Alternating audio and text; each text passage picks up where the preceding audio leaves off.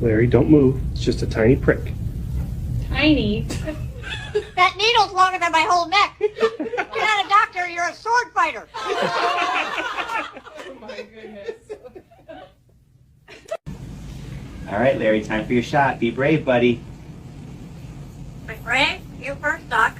I saw what you did to that cat. Oh, man. Okay, fair enough. Okay, Larry, just relax. This won't hurt at all. That's for sure. That's what my ex said before clipping my wings.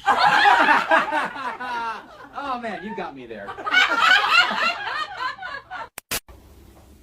Officer, your wife called me handsome today. What? Why? She said she finally met a man who doesn't just talk about donuts.